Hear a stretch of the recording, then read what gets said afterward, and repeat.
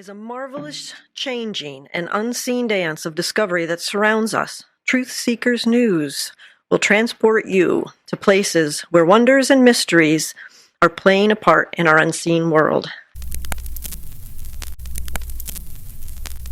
So many people throughout history have seen these things around the world, in Russia and Australia, as you just mentioned, really all over the place. And so for that amount of people, throughout that amount of time and all that far of a geographical spread, I would say there's something to it, especially when credible people have seen them too.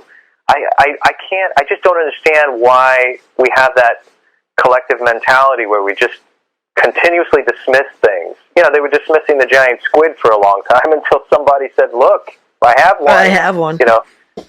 So yeah. I don't find it to be that far-fetched. I find some of the ideas to be like, people saying that Bigfoot is a time traveler coming in and out of portals. I mean, come on, let's bring it back down to the ground for a second. During break here, Christopher, me and Lori were talking, and up here in northeast Pennsylvania, there was a manhunt here not too long ago, and he escaped hundreds, probably thousands of police.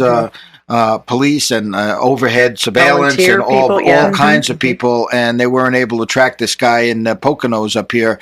And anybody that's been, whether it's in Michigan or you heading up into northern Minnesota or certainly Montana or up into anybody that's been out west, realize how vast it is. Yeah. And if you don't have the resources to, if you have one or two people looking for Bigfoot. I mean, and if you are right about the concept of a communal type atmosphere, of course they're going to. I would want to scare people away from my people that have been aggressive or been afraid and possibly aggressive towards them. And leave me alone. Yeah, and there are many stories like that. There's the story of Fred Beck in Mount St. Helens, and I want to portray that correctly in the picture. There's a little bit of that in the trailer, where these gentlemen were gold prospectors and miners, and they were out in Mount St. Helens on the eastern slopes, and this was in the 1920s, and before the term Bigfoot was even coined. And so these guys are out there, they're walking through the woods, and they see this thing peeking at them from behind a tree, this very tall, Sasquatch creature. They got scared or whatever, and they shot at it. And apparently they killed it. They shot it in the head, it fell over a precipice, and it died.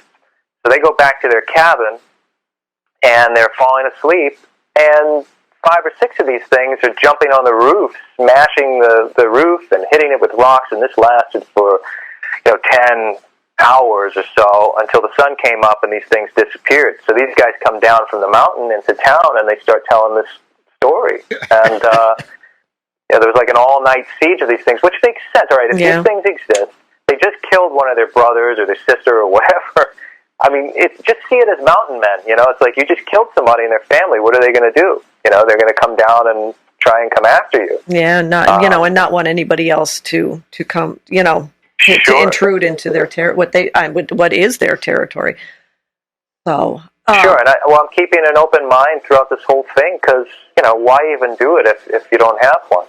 Well, and that was a question that I had for you, Christopher. What is the most surprising thing with Bigfoot and with the Chronicles that has changed your mind because you've done this?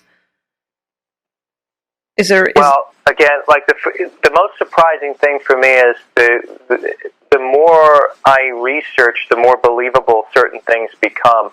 In the case of Montauk Chronicles, it's very sometimes heartbreaking to realize how the bad guys kind of run our world right now. And I didn't know that when I was a kid. I didn't know the bad guys were running the show. Yeah. To make it, to simply explain it. In the case of Bigfoot, this is a grounding thing for me. And I'm not, when I make a motion picture, I'm out there making this picture because I'm interested out there on the internet, but I'm not making the movie for any particular group or community on the internet. I'm making it for people who are interested in taking a look at it, and So this is something that I'm deeply interested in, and it's a subject matter that I feel could change the perspective of a lot of people because, again, people are stuck in the confines of their homes or in their cities, and they don't realize how deep the wilderness goes. They don't really have an idea on what it's like. And I also see a lot of the so-called Bigfoot researchers out there. It's fun. You go out on a camp out, they're hanging out, they're drinking a few beers, they set up a few cameras.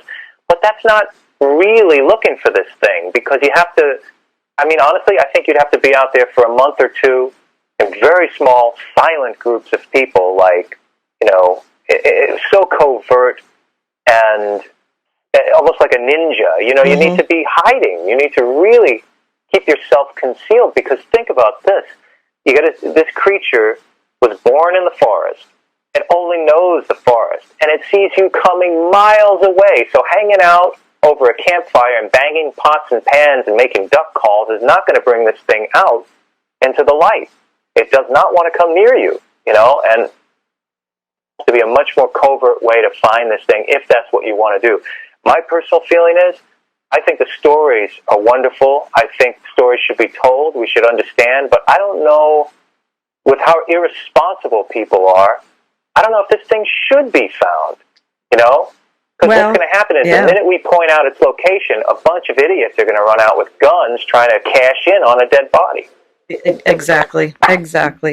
So Christopher, did you have a question? Go ahead. No, I was just going to ask because I know the time's running down here. Are you actively pursuing in those areas, trying to get more evidence of Bigfoot, Christopher, whether it's in Utah or in northern Michigan? Right. It's such a vast lake to look through in a way, so to speak. So again, you have to delicately go through this, and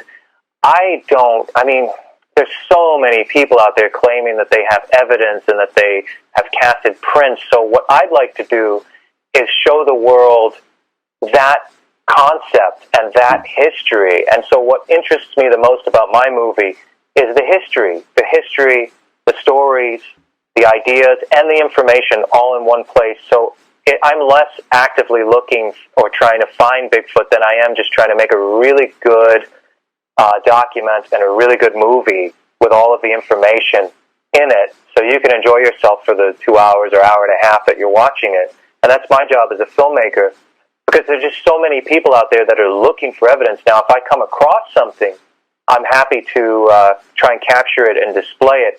But I think that's a separate project than what I'm doing.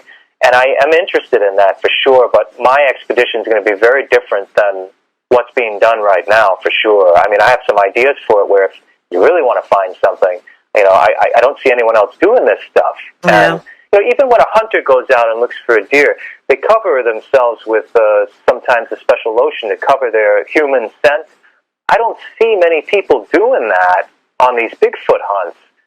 A lot of them are just kind of silly, in my opinion, and waste of time. So and I see there's some really good people out there that are out looking for them, of course, and I don't mean to dismiss those people. I'm kind of pointing out what's wrong with the situation. And again, it's oversaturated. We have 10 TV shows on it. There are a million different groups out there consistently keeping everyone posted on YouTube. So I don't need to do that. I think what we don't have... Talk again as you get further into the project, and even I would love to invite you to Tunkhannock. Come in and have a nice dinner, and if you ever want to put the shows on our local theater, please. I'd love to have you come in. Let's set it up. Oh, that would be sure. wonderful. That would be fantastic. Thank you. And thank you. Yeah. That's Christopher and...